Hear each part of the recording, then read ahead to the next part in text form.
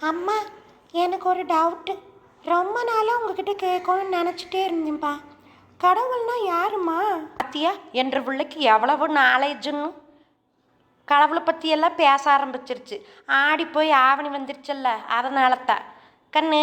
கடவுளை ஒரு சிலர் கடவுள் இருக்காரா இல்லையா? கடவுள்னா யாரு? நம்மளெல்லாம் படைச்சவர்.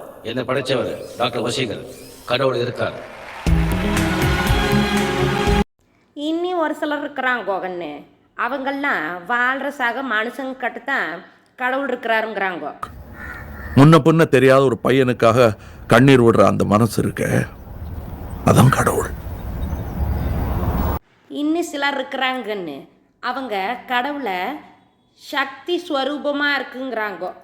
அதாங்கன்னு எனர்ஜிங்கிறாங்கோ. அப்போ உனக்கு கடவுள் நம்பிக்கை இல்லையா? யாரா வச்சான் கடவுள்? கடவுள் யாருன்னு கேட்டா மேல இருந்து ஒரு வெளிச்சம் வரும்ல. என்ன? அம்மா, கடவுள்ல இத்தனை வகை இருக்காங்களா? கடவுள் எங்கம்மா இருப்பாரு? சரியம்மணி, நீ பேசினா பேசிக்கிட்டே இருப்பா. பக்கத்து வீட்டில் நம்ம அக்கா வரலட்சுமி நோம்பி கொண்டாடுறாங்களாமா. அவங்ககிட்ட போய் மீதி கதை கேட்போவா. ஒரு கதை சொல்லிட்டேன் சார். அம்மா, திவ்யா ஹேமந்த் அக்கா வீட்டு வரலட்சுமி நோம்பிக்கு போனது எனக்கு ரொம்ப புதுமையாக இருந்துச்சுமா. அவங்க அஷ்டலக்ஷ்மியில் கோலம் போட்டிருக்காங்களா, அதனால் ஒவ்வொரு லட்சுமிக்கு என்ன ஆயுதம்னு நான் கற்றுக்கிட்டேம்மா. அது மட்டும் இல்லை கண்ணு, அவங்க சாமிக்கு நெய்வேத்தியம்னு படைக்கிறாங்கோ. அதுவும் நல்லா இருந்துச்சு. இட்லி, கொழுக்கட்டை, உளுந்துருண்டை, பருப்பு பாயாசம், அப்படியே. அப்புறம் மஞ்சளில் அம்மன் முகம் செஞ்சுருக்குறாங்கோ. அதுவும் நம்ம பார்த்ததில்ல, பார்த்துட்டோம். ஆமாம், அது என்னமோ கான்செப்டோ கன்சிமிட்டோ என்னமோ சொல்லிட்டு இருந்தாங்களே உங்கள்கிட்ட, அது என்ன?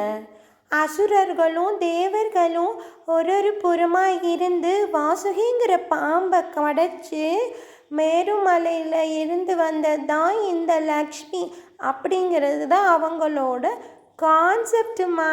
அது கன்சிமெண்ட்டு கிடையாது. ரொம்ப பேசாத. சரி, நீ நேரத்தில் கடவுளை என்ன அப்படி இப்படின்னு விசாரிச்சுட்டு கடந்தியே, இன்றைக்கி அந்த அக்கா பாரு ரத்தன சுருக்கமாக ஒன்று சொன்னாங்க பாரு. இடது பக்கத்தில் இருக்கிற அசுரர்களும் தேவர்களும் நம்ம மனசுக்குள்ளே தான் இருக்கிறாங்கோ. நம்ம தான் நல்லதை கடைஞ்சி விஷத்தை முறித்து அமிர்தத்தை எடுக்கணும்னு ரத்தன சுருக்கமாக அந்த அக்கா சொல்லிடுச்சு பாரு. அருமையோ அருமை. இன்றைக்கி தேவைக்கு இந்த கான்செப்டு தான் கன்சிமிட்டாக சரியாக தான் இருக்குதுவோ. எனக்கு ரொம்ப பிடிச்ச விஷயம் ரிட்டர்ன் வரும்போது அந்த அக்கா தாம்பலம் கொடுத்ததாக்கு ரொம்ப நல்லா இருந்துச்சு. ஆமாம்மா, இந்த அக்கா இத்தனை செஞ்சுருக்காங்களே, இதெல்லாம் கடவுளுக்கு தெரியுமா?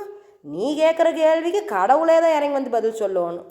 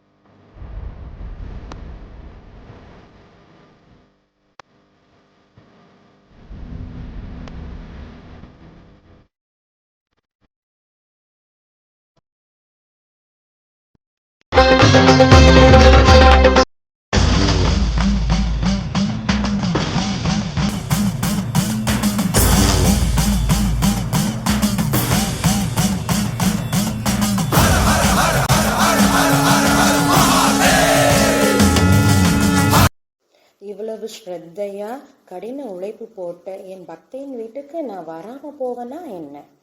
நான் அஷ்டலக்ஷ்மிகளையும் கூட்டிகிட்டு இங்கே நிரந்தரமாக வாசம் செய்ய போகிறேன். நான் வேற எங்கேயும் இல்லை.